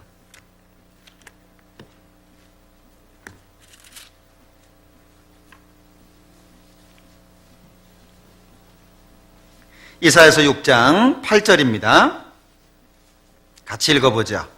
내가 또 주의 목소리를 들은즉 이르시되 내가 누구를 보내며 누가 우리를 위하여 갈꼬. 그때 내가 가로되 내가 여기 있나이다. 나를 보내소서. 어떤 분이 그러시대요. 제가 여기 있나이다. 쟤를 보내소서. 누가 그러더라고요. 우스갯소리로. 제가 여기 있나이다. 쟤를 보내소서. 이 마음을 한번 생각해 보죠. 내가 누구를 보내며 누가 우리를 위하여 갈꼬. 참 속상하지 않습니까? 누가 우리를 위해서 갈꼬? 누가 나를 위해서 갈 거냐? 다 자기 먹고 살기에 바쁘고 자기 일에 바쁜데 누가 나를 위해서 갈 거냐? 우리 지금 한쪽에 그 농아 형제자매님 와 계신 거 아시죠? 지금 통역도 이제 약간 버벅이기는 하지만 그래도 이렇게 하고 계신데, 지금 막 몸으로 때우는 거예요. 옛날 기억 더듬어가지고. 제가 통역하는 거 뒤에서 봤더니 이렇게 어떤 건 엉뚱한 얘기도 막 하더라고. 근데 그 자매님이 대구에서 오시는 거예요. 경산이에요, 집이. 경산에서 오시는 거예요. 왜냐하면 우리 노영재님 부인이 아직 구원 못 받았거든요. 그 부인 좀 전도해보겠다고, 교제에 좀 이렇게 인도해보겠다고. 하루에 차비가요, 꽤 들어가요. 기차 타고 막 버스 타고 이렇게 오셔야 되니까. 매주 오시잖아요. 그리고 끝나고 나면 2시부터 우리 수화 배우시는 분들 있잖아요. 또 우리 형제님이 가르쳐주고 자매님이 옆에서 도와주시거든요. 개인적으로 굉장히 감사해요. 우리가 산다라고 하는 것이 뭐겠어요? 누가 나를 위해서 갈고, 누가 우리를 위해서 가고, 내가 누구를 보낼 거냐? 그 하나님의 마음을 우리가 이해해야 되지 않겠습니까? 결혼을 했어요. 그럼 왜 결혼을 해요? 둘이 그냥 재미나게 살라고? 둘이 그냥 재미나게 살고 그냥 깨소금 만들어가면서 막 참기름 뽑아내가면서 막 그렇게 살라고요? 주님을 위해서라고 하는 것이 없으면요, 사실은 혼자 사는 게 훨씬 나아요. 우리 그리스도인의 삶이라고 하는 것 자체가 그렇다는 거예요. 우리 잘 기억하시잖아요. 후포교회 생긴 이야기 아시죠? 선생님 한 분이 발령이 나가지고 학생들 전도하다가 교회가 생겼잖아요. 우리 의정부교회가 어떻게 생긴지 아시죠? 선생님이 발령이 나가지고 선생님이 전도해서 학생들 전도해가지고 생긴 게 우리 의정부교회예요. 우리 LA 교회 어떻게 생겼는지 아셔요? 한 분이 직장 생활을 하다가 LA 쪽으로 파견 근무 나갔어요. 1년 동안. 비디오 테이프를 잔뜩 들고 간 거예요. 가가지고 그냥 막 같이 거기 있는 한인들한테 계속 전도한 거예요. 그래서 생긴 게 우리 지금 LA 교회예요. 누구나 다 마찬가지예요. 비록 외국에는 못 나가고 어디 뭐 발령을 받아서 선생님이 되지는 않더라도 내가 있는 위치가, 내가 지금 생활하고 있는 터전 자체가 전도 지역이 아니겠습니까? 그냥 하루 아무 일 없이 보냈다. 어째요? 그건 저주받은 거예요. 하루 그냥 아무 일 없이 그냥 우리 이렇게 운전하시는 분들 버스나 보면 오늘도 무사히 이렇게 기도하고 있는 손이 있잖아요. 오늘도 무사히. 물론 무사히가 좋은 것입니다. 그러나 구원받은 사람에게 전도할 수 있는 시간이 없이 아무 일 없이 그냥 하루가 지났다. 그게 뭐예요 도대체? 아무것도 아니죠. 예. 어떤 사람은 이발사입니다. 이발하면서 전도하잖아요. 그 유머 들어보셨어요? 전도하려고 막 마음은 가득 차 있는데 말이 안 나오는 거예요. 언제쯤 한마디를 해야 될 텐데 이발도 다 하고 이제 면도하는 것만 남았는데 마음속에서는 야 한마디라도 해. 에? 이거 금방 끝나잖아. 한마디라도 해. 마음속에서는 계속 올라오는데 입은 안 떨어지고 얼굴에 이제 뭐 바르잖아요. 비눗물인가? 이거 바르잖아요. 에? 다 발랐어요. 한마디를 하기는 해야 되겠는데 생각이 안 나는 거예요. 막 마음속에 가득 차 있는데. 그래서 이 사람이 칼을 갈면서 한마디 했다 그러잖아요. 죽을 준비 되셨습니까?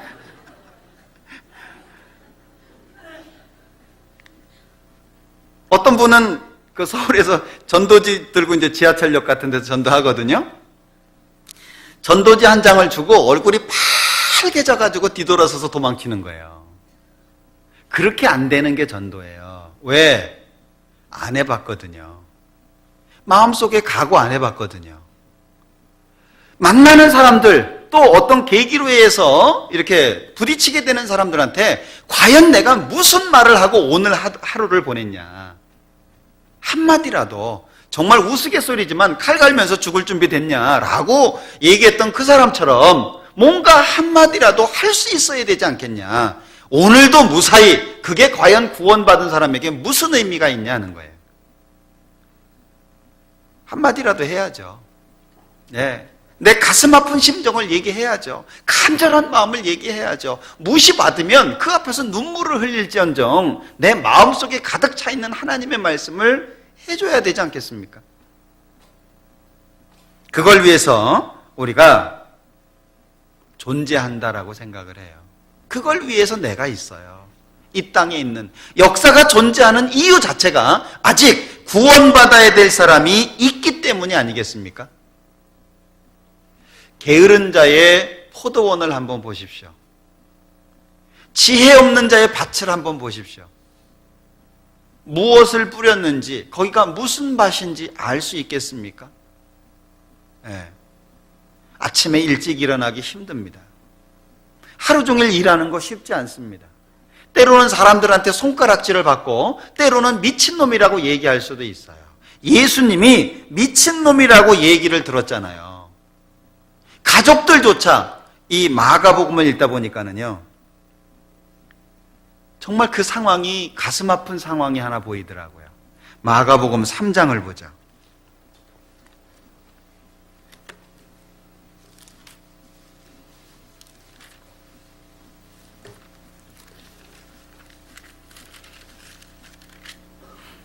(3장) 20절.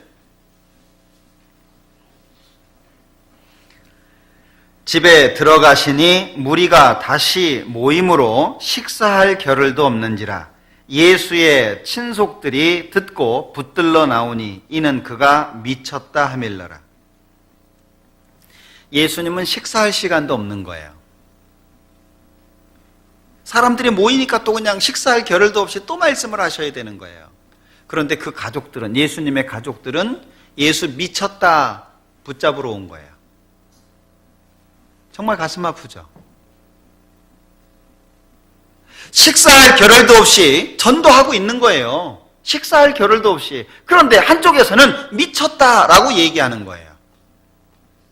왜 전도가 잘 안 되냐 하면 지금 전도를 받아야 되는 사람들의 상황이 마음속에 안타깝게 자리하지 않기 때문에 그러는 거예요. 육신적으로만 보이거든요. 어떤 부부가 화목하던가요? 찰떡궁합이요? 화목하던가요? 예, 서로 양보하고 이해하는 가정이 화목할 수 있는 거예요. 자기 마음에 안 드는 거 계속 얘기해봐요. 되는가? 상처가 나가지고 딱지 앉을만 하면 좆뜯고, 딱지 앉을만 하면 좆뜯고, 그냥 계속 뜯어봐요. 죽을 때까지 계속 상처 났을 거예요. 놔둬야 돼요. 웬만한 건 그냥 덮어놔야 된다니까는요. 예수님이 하신 일들을 보면은요, 사마리아 여자 전도한 거 아시죠? 요한복음에 보면 사마리아 지역을 지나가다가 우물가에 앉으셔가지고 물 들어온 여인을 전도하시는 내용이 나오잖아요. 그 여자한테 예수님이 물었어요. 네 남편이 몇이냐? 너 남편 좀 데리고 와라. 그 여자가 뭐라 그랬어요? 저 남편 없습니다. 근데 남편이 있어요, 없어요? 있어요. 몇 명이나 있어요? 예? 5명이나 있었어요. 왜? 지금 6번째 남편하고 사니까. 이미 5 남자하고 살아도 마음이 안정이 안 되고 6번째 남자하고 살고 있는 거예요. 그 여자한테 남편이 의미가 있어요? 어떠셔요? 그 여자 손가락질 합니까? 예? 참 나쁜 여자. 예? 5놈이랑 살았으면 됐지, 또 6째랑 살아. 예? 손가락질 합니까? 안정이 없는 거예요. 남편이 있으면 뭐 할 거예요? 마음을 알아주지도 못하는 남편인데. 그 남편이에요? 예수님 뭐라 그랬어요? 그래, 내가 5 남자하고 살았고 6 남자하고 살고 있지만 네가 남편이 없다는 말이 옳다. 예수님은 그 여자의 마음을 이해하신 거예요. 만약에 도덕적인 기준으로 생각했다면 넌 부정한 여자야 라고 얘기할 수밖에 없지 않겠어요? 그 의로우신 예수님이 사마리아 여자하고 얘기할 이유가 뭐가 있겠어요? 사마리아 여자는 죄인인데. 그러지 않겠습니까? 남편이 있는데 그 남편이 그 아내에게 아무런 기쁨이 안 돼요. 그게 무슨 남편이에요? 어떻게 생각하셔요? 이런 얘기하니까 제가 괜히 찔리네. 예수님은 그 마음을 알아주신 거예요. 예. 그래서 그 여자한테 쭉 진리에 대해서 얘기하잖아요. 그 여자가 궁금한 것도 질문을 하잖아요. 예수님 답변하잖아요. 그 여자가 마을에 가서 사람들을 데리고 왔어요. 이게 놀라운 변화 아닙니까? 자, 요한복음 찾아보자. 요한복음 4장.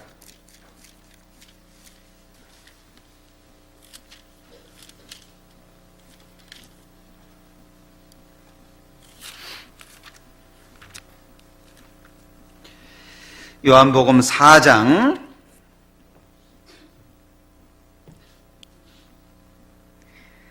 4절에 보면 사마리아로 통행하여야 하겠는지라. 이 사마리아 지역으로 들어가시고요. 6절 거기 또 야곱의 우물이 있더라. 예수께서 행로에 곤하여 우물 곁에 그대로 앉으시니 때가 제6시쯤 되었더라. 사마리아 여자 하나가 물을 길러 왔음에, 자, 6시쯤 되었더라. 이것은 이스라엘식 시간표기입니다. 이스라엘은 이 하루의 그 뒤바뀜이, 그 변화가 오후 6시 정도를 기준으로 합니다. 우리나라는 밤 12시가 기준이 되어서 전날과 다음날로 바뀌잖아요. 이스라엘은 6시예요. 그러니까 여기 6시다 하는 얘기는 여기에다가 6시간을 더 보태야 돼요. 그래야 제대로 된 시간을 알 수 있거든요. 그러면 딱 12시예요. 낮 12시. 중동 지방의 낮 12시 어떨 것 같습니까? 얼마나 뜨거운지 몰라요. 너무나도 뜨거워요. 이때는 아무도 물 길러 안 와요. 물을 기르러 아무도 안 옵니다. 근데 왜 이 여자 그 뙤약볕에 그 뜨거울 때 왜 물 길러 왔어요? 예, 아무도 안 오는 시간에. 왜 아무도 안 오는 시간에 왔어요? 다 손가락질 하잖아요. 저 여자는 5 남자하고 살았는데 그것도 양에 안 차가지고 6번째랑 사는 여자야. 다 할 거 아니에요, 동네에서. 그러니까 아무도 없는 그 시간에 힘들지만 나온 거예요. 그런데 예수님께서 의도적으로 그곳에 가신 겁니다. 왜요? 4장 4절에 사마리아로 통행하여야 하겠는지라 목적이 있죠. 예수님께서 의도적으로 그곳을 가신 거예요. 왜? 그 시간에 사마리아 여인이 오는 걸 아신 거예요. 누가 사마리아 여자의 마음을 알아주셨습니까? 예수님이에요. 누가 이 세상에 안정이 없이, 삶의 만족이 없이 고통 가운데 살아가는 사람들의 마음을 알아주겠습니까? 구원받은 사람들이에요. 구원받은 사람들만이 그들의 아픔을 이해할 수 있어요. 왜? 하나님의 마음을 성령이 아셔요. 고린도전서 2장에 보면 사람의 사정을 사람 외에 누가 알겠냐. 여러분들 집에서 아주 아끼는 개가 그 주인의 마음을 이해하겠어요? 부도를 앞두고 있는 그 주인의 마음을 알겠습니까? 죽음을 앞두고 있는, 병 가운데 고통하고 있는 그 주인의 마음을 알겠어요? 몰라요. 개는 개예요. 네. 사람의 마음을 누가 알아요? 사람이 알아줄 수 있어요. 마찬가지로 하나님의 마음을 성령이 아시는데 그 성령을 소유한 우리가 하나님의 마음을 알 수 있다, 그런 얘기예요. 그러니까 구원받지 않은 사람은 하나님의 마음을 이해 못하고 하나님이 보시는 세상 사람들을 모르는 거예요. 멋진 차 지나가면 침 흘리고 부럽고 막 저렇게 되고 싶고, 예? 김연아 선수 하는 거 보면 나도 딸 나가지고 저런 딸 나가지고 한번 시켜보고 싶고 막. 예. 그리고 이미 장성한 자기 딸을 보고 뒤통수 쥐어받고 막. 세상 사람은 그럴 수밖에 없잖아요. 근데 하나님의 마음을 가지면 어때요? 결과가 보이잖아요, 결과가. 자, 요한복음 5장을 보죠.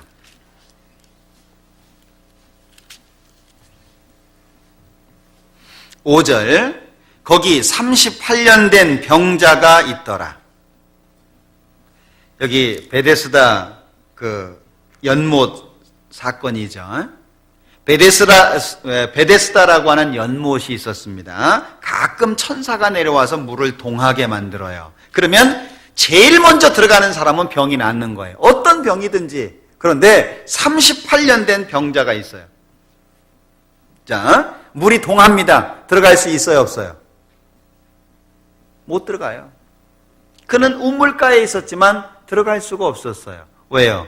누가 넣어줘야 들어가는데 자기 힘으로는 들어갈 수가 없어요. 꼼짝 누워서 침대에 누워있을 수밖에 없는 거예요. 누가 넣어줄 거예요? 이 세상을 봐봐요. 누가 남을 위해서 살아가려고 하고 자기 생명을 던지려고 하죠? 세상의 기준은 그러지 않아요. 예수님이 물었어요. 6절에 예수께서 그 누운 것을 보시고 병이 벌써 오랜 줄 아시고 이르시되 네가 낫고자 하느냐? 이걸 말씀이라고 해요. 여러분들 생각해 보세요. 한 30년 동안 막 침대에 누워가지고 일어나지도 못하고 스스로 밥도 못 먹는 사람한테 건강하고 싶으세요? 그게 말이 돼요? 이 예수님이 놀리시나요?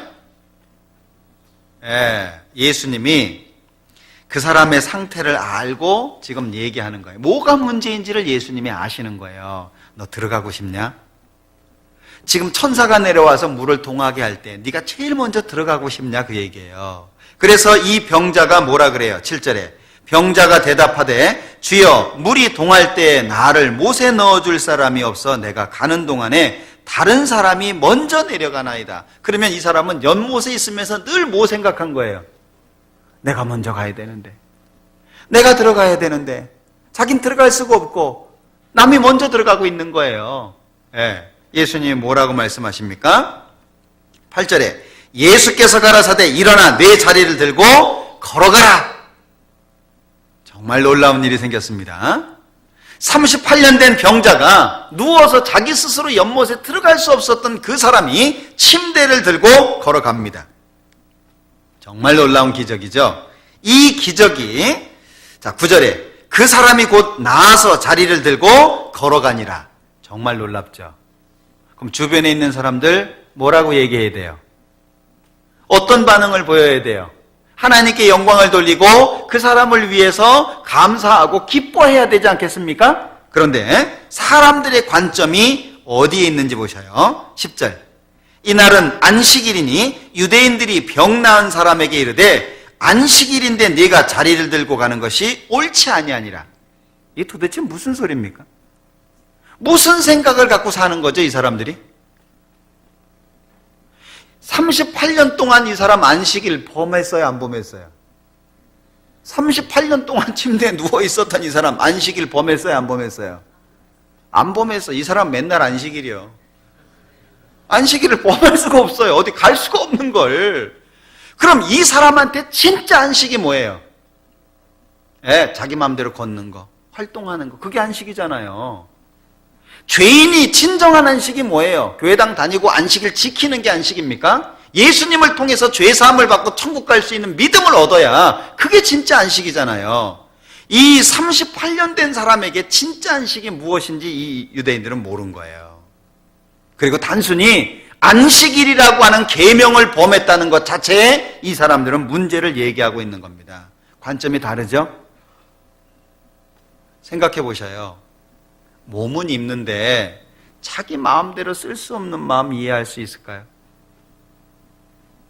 성경에 보면 한편 손 마른 사람 이야기가 나오잖아요. 예수님이 그 손 고쳐주셨잖아요. 그런데 안식일 문제를 이스라엘 사람들은 거론했습니다.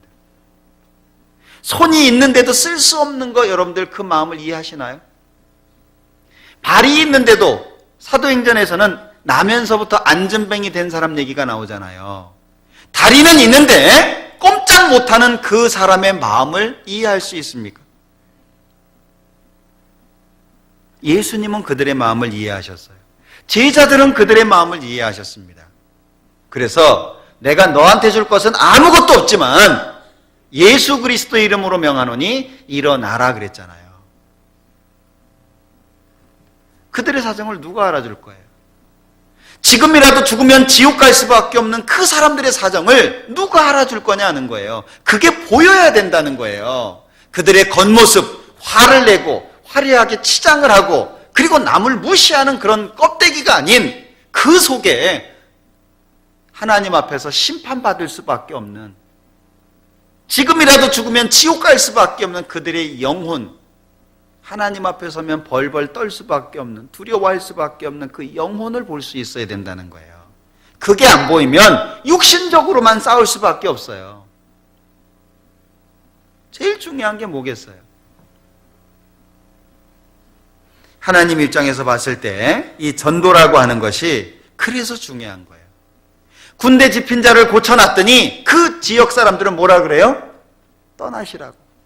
예수님, 우리 동네 복잡해졌으니까 떠나시라고. 예수님, 우리 필요 없으니까 가시라고. 어떤 돈 많은 청년이 예수님 앞에 나왔어요. 어떻게 하여야 영생을 얻으리이까? 네 있는 재산을 다 팔아 가난한 사람들에게 주고 너는 나를 따라와라. 재산 때문에 예수님 버렸어요. 사람들 기준은 그렇다니까는요. 그 많은 재산 때문에 영생을 주실 수 있는 예수님 앞에 나왔지만 그 영생을 거부하고 자기 스스로 지옥길로 간 거예요. 그게 세상 사람들의 기준이잖아요.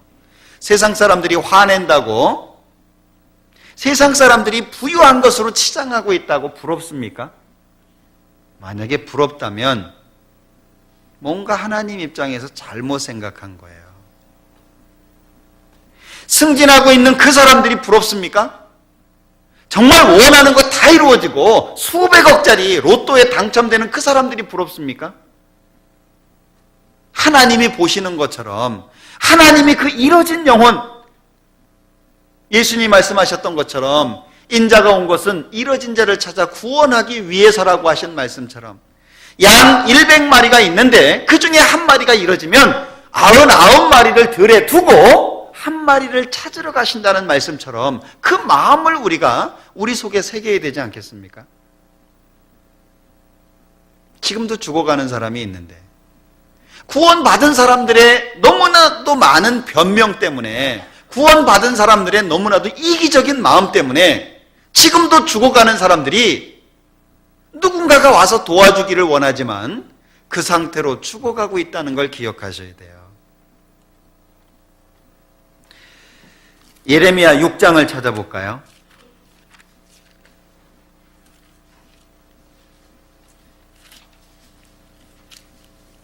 8장입니다. 죄송합니다. 8장.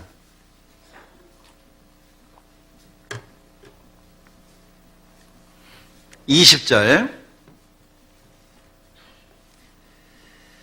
추수할 때가 지나고 여름이 다하였으나 우리는 구원을 얻지 못한다 하는도다. 딸 내 백성이 상하였으므로 나도 상하여 슬퍼하며 놀라움에 잡혔도다. 길르앗에는 유향이 있지 아니한가? 그곳에는 의사가 있지 아니한가? 딸 내 백성이 치료를 받지 못함은 어찌민고? 거기에는 구원받은 사람도 있지 않냐? 거기에는 하나님의 말씀도 있지 않냐? 거기에는 역사하실 수 있는 성령도 있지 않냐? 그런데 어째서 내 백성이 구원을 받지 못하냐? 이 하나님의 탄식하시는 모습이 마음속에 느껴지십니까? 이게 우리의 마음을 아프게 해야 돼요. 이게 우리의 마음을 속상하게 만들어야 돼요. 지금 여기에 하나님께서 추수할 때가 지나고 여름이 다하였으나 우리는 구원을 얻지 못한다. 보셨잖아요. 우리의 욕심 때문에, 우리의 잘못된 가치관 때문에 죽는 사람은 없어야 되지 않겠습니까? 우리가 무엇을 바라보고 살죠? 우리 다음 주부터 계속 집회 있잖아요. 교구 집회, 1, 2, 3 교구 다음 주에 계속 있잖아요. 어떤 준비를 하십니까? 그 집회를 위해서? 집회가 정해졌으니까 한다라고 생각하십니까? 그 집회에서 내가 어떤 역할을 담당해야 될 거라고 생각해 보셨습니까? 한 사람이라도 데려가기 위해서 마음 쓰고 기도하고 때로는 금식까지 해보십니까? 이건요, 구원받은 사람들에게 주어진 사명에 누군가가 대신할 수가 없어요. 그런데 구원받은 지 몇 년이 지났는데도 불구하고 나를 통해서 아무도 구원받지 않았다. 최근 몇 년 동안 나를 통해서 구원받은 사람이 없다. 그런데도 불구하고 마음이 아무렇지도 않다면 그건 문제죠. 그러지 않겠어요? 나를 구원해 주신 것처럼, 누군가가 나를 전도해서 내가 구원받은 것처럼 내가 누군가를 전도해야 되지 않겠습니까? 이게 숫자 채우는 문제입니까? 빈자리 채우려고 이러는 거예요? 주님이 오시면 이 세상에 있는 모든 것들은 다 불타버려요. 하나도 안 남습니다. 주님이 오시면 우리는 손 탁탁 털고 가야 돼요. 누구 데리고 갈 거예요? 불의의 제물로 친구를 사귀라. 지금 우리 인생은 친구 사귀는 거잖아요. 다투는 시간이 아니라는 거예요. 원망하고 시기하고 질투하는 시간이 아니라는 거예요. 말 한마디 때문에 누구를 미워하고 마음속에 응어리를 갖는 그런 시간이 아니라는 거예요. 한 사람이라도 더 데려가야 되지 않겠습니까? 전쟁터에 그 영화들 보시잖아요. 그 전쟁터에서 부상당한 전우를 들쳐업고 가는 모습들 봐봐요. 자기가 가면 죽을 수도 있는데 오히려 죽어가는 사람을 건지기 위해서 산 사람이 죽는 경우도 많잖아요. 9.11 테러 때 아시죠?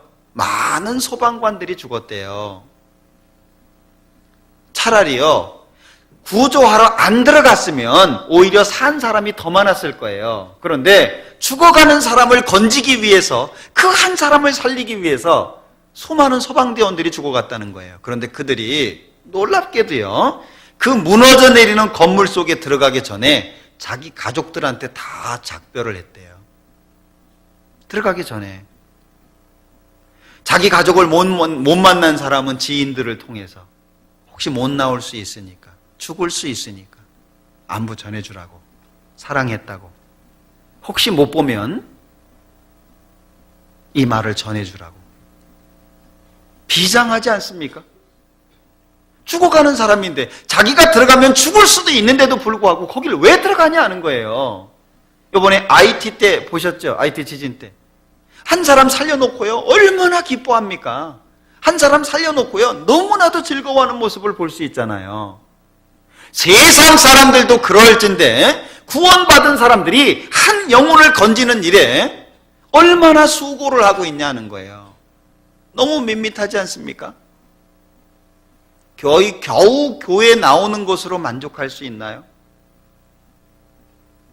그 죽어가는 영혼을 바라보면서 구원의 손길을 내밀지 않는다면, 나를 쳐다보고 절망의 눈으로 비참하게 죽어가는 그 사람이 나를 향해서 손을 내밀고 있는데 내가 외면하는 삶을 살아서는 안 되지 않겠습니까? 다른 것이 중요해지면 안 돼요. 우린 눈을 떠야 돼요. 중요한 것을 볼 수 있는, 소중한 것을 볼 수 있는, 가치 있는 것을 볼 수 있는 눈을 떠야 돼요. 예, 눈물을 흘리고 애원을 하고, 왜 마음속에서 구원받은 사람이 저 사람은 안 되라는 생각을 하죠? 쟤는 안 돼. 쟤는 구원 못 받아. 쟤는 도대체 마음이 요동하지 않아. 왜 구원받은 사람이 그런 마음을 갖죠? 차라리 내가 죽어서라도, 차라리 내 목숨을 하나님께 드려서라도 그 사람을 구원해 주시라고 하는 간절한 마음이 우리 마음속에서는 왜 안 일어나냐 하는 거예요. 마음에 한번 각오해 보셔야 돼요. 내게 사는 것이 그리스도니 죽는 것도 유익하다. 내가 사는 게 그리스도를 위해서 사는 건데 죽는 게 뭐 대수냐. 예수님이 이 땅에 오신 목적이 뭐죠? 부유한 집안에서 출생하시려고요? 돈 많이 벌으려고요? 유명해지려고요? 예수님이 이 땅에 오신 목적 자체는 죽는 거 한 가지입니다. 예수님은 죽는 거 한 가지예요. 구원받은 사람들은 그 예수님의 죽음을 짊어지고 또 죽는 거예요. 예. 그게 구원받은 사람의 삶이잖아요. 그것이 아니라고 한다면 구원받은 사람들이 이 땅에 있어야 될 이유가 없어요. 바닷가에 등대가 없어 봐요. 밤에 어떻게 항해를 하겠습니까? 그 등대가 하는 역할 자체가 굉장히 중요하다는 거 아시잖아요. 우리가 그 등대의 역할이에요. 등대는 옮겨져서도 안 돼요. 등대는 불이 꺼져서도 안 돼요. 등대는 그 위치에서 항상 그 밤에 항해하는 배들을 향해서 눈을 부라리고요, 그들을 위해서 존재하는 게 등대예요. 우리가 왜 존재합니까? 우리 자신을 위해서 존재한다고요? 나의 유익을 위해서 존재한다고요? 어떤 사람들은 이런 이야기를 개인적으로 해도요, 마음속에 안 들어가요. 제가 때려요. 좀 참으세요. 참았는데도 때려요. 한 번 더 참으세요. 제가 나를 바본 줄 알고 계속 때려요. 그러면 계속 참아보세요. 그 입에서는 항상 불평밖에 안 나와요. 계속 불평해요. 이게 문제고 저게 문제고 이래서 문제고 저래서 문제고. 예. 언제 하나님 생각하죠? 언제 주님의 일을 생각해요? 언제 주님의 일을 내가 한번 해보죠? 내가 삽을 들든 곡괭이를 들든 땅을 파고 씨앗을 심지 않으면 거기에서 어떻게 싹이 나올 수 있겠어요? 그냥 저절로 누가 던져가지고 싹 나오겠습니까? 내가 곡괭이를 들고 호미를 들고 땅을 파고 거기다 씨앗을 심어야 돼요. 그래야 싹이 나오지 않겠습니까? 우리가 안 움직이는데 누가 곡괭이질을 할 거예요? 내가 안 하는데 누가 호미질을 할 거며 거기에다 누가 씨앗을 심을 거예요? 내가 안 하는데. 교구 집회 이렇게 하고 교회 집회 이렇게 하는 거 보면은요, 보통 전도하는 사람은요 10명에서 20명 사이예요. 나머지는요 뭐 하죠? 기도했다고요? 얼만큼이나 기도했어요? 정말 간절히 기도했습니까? 어떤 경우에는 일주일 집회를 하는 가운데에서 한 며칠 참석하면 할 일 다 했다고 생각하는 사람이 있어요. 내가 안 하는데 누가 하죠? 내가 이 자리에 참석하지 않는데 누가 참석하겠습니까? 만약에 구원받은 사람이 이 전도라고 하는 이 문제가 마음속에 심기워지지 않는다면 이 땅에 있어야 될 이유가 없는 거예요. 그러지 않겠습니까? 우리가 이 땅에 있는 것은 전도하기 위해서 있는 거예요. 그래서 생활도 깨끗이 하고, 그래서 성경을 통해서 나 자신을 다스리고, 그리고 안 되는 내 성격을 하나님의 말씀으로 제어하려고 하는 것이고, 전도를 위해서 우리의 선한 삶의 모습을 통해서 사람들의 마음을 변화시키려고. 전도가 아니라고 한다면 이 땅에 있는 사람들은 그냥 잘 먹고 잘 살다가 죽는 거하고 똑같아요. 마음을 새롭게 하셔야 됩니다. 우리 마음을 이 전도라고 하는 부분에 놓고요, 기도해 보셔요. 안 되면은요, 하나님 앞에 한번 매달려 보고 부르짖어 보셔요. 그리고 하나님 앞에 금식을 해서라도 하나님 좀 주십시오. 예. 간절히 뭔가 좀 해야 되지 않겠습니까? 하나님의 마음을 움직일 수 있는, 아무것도 안 하면서 하나님 주십시오. 누가 주시겠어요? 우리 마음에 이 전도라고 하는 문제에 대해서 좀 새롭게 각오할 수 있는 마음을 좀 가지셔야 될 거예요. 전도는 하나님의 명령이지만 문제는 우리의 반응이 없으면 전도는 이루어지지 않는다는 걸 기억하셔야 돼요. 내가 반응해야 돼요. 부모님이 부르면 응답하는 것처럼, 상사가 명령하면 수행하는 것처럼 하나님이 하신 말씀이 내 마음속에 반응이 돼야 된다는 거예요. 내 가슴이 그냥 막 움직이지 않으면 터질 정도로요. 예?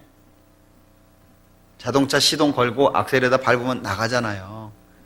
예. 악셀에다는 밟으는데 차가 안 나가면 터져버리지 않겠습니까? 불나지 않겠어요? 가야 돼요. 예. 언제까지 내 생각 가지고 내 마음에 사로잡혀가지고 거기에서 살겠어요. 거기에서. 너희는 온 천하에 다니며, 우리가 천하까지 갈 수는 없겠죠. 그러나 전도하는 사람을 위해서 기도해주고, 그 지역을 위해서 헌금해주고, 그리고 내가 있는 위치에서 내가 해야 될 말을 하면서 산다면 온 천하에 다니는 것과 같지 않겠습니까? 온 천하에 다니면서 만민에게 복음을 전파하라. 만민에게. 문제는 만민보다도 내가 있는 그 삶의 터전에서부터 시작돼야 된다는 거예요. 기도하셔야 됩니다. 다음 주부터 있을 3번의 집회, 연속되는 집회, 그냥 교구 집회라고 생각하지 마시고요, 참석하실 수 있는 분들은 다 참석해 주시고 기도해 주세요. 네. 숫자가 많아서 그 장소에 다 못 들어간다라고 할지라도 밖에 덜덜 떨면서도 기도해 보셔요. 우리가 무엇을 위해서 삽니까? 아, 이게 자리 없어. 그러니까 난 가야 되겠어. 밖에서 떨면서 기도해 봐요. 하나님이 그 떨면서 기도하는 모습 때문에 한 사람 더 구원해 주실지 어떻게 알아요? 그러지 않겠습니까? 네. 우리 이기적인 마음을 없애고요. 하여튼 우리 다음 주부터 있는 3번의 집회, 길어봐야 한 달이잖아요. 3주간밖에 안 됩니다. 마음에 작정하고 주님을 위해서 한 주간마다, 매 집회마다 정말 많은 사람들이 구원받고 하나님 앞에 돌아올 수 있도록 그 일을 위해서 마음을 늦추지 않았으면 좋겠어요. 전도 우리의 사명입니다. 하나님의 명령입니다. 그러나 우리가 반응하지 않으면 하나님의 역사는 나타나지 않는다는 걸 기억하셔야 돼요. 같이 기도하겠습니다. 우리를 사랑하시는 자비로우신 주님, 참으로 감사합니다. 우리에게 성경을 주시고 또 교훈 주시는 거 감사합니다. 우리의 마음속에 열정을 심어주시고 우리의 마음속에 주님을 향한 마음을 크게 해주시고 주님이 세상을 바라보시는 것처럼 우리도 바라볼 수 있도록 도와주시기를 원합니다. 이뤄져 있는 영혼들을 불쌍히 생각할 수 있는 마음을 주시고 또 구원할 수 있는 주님의 말씀도 주시고 또 그들을 위해서 간절히 기도할 수 있는 깊은 마음도 허락해 주시옵소서. 다음 주부터 귀한 집회가 이어지게 됩니다.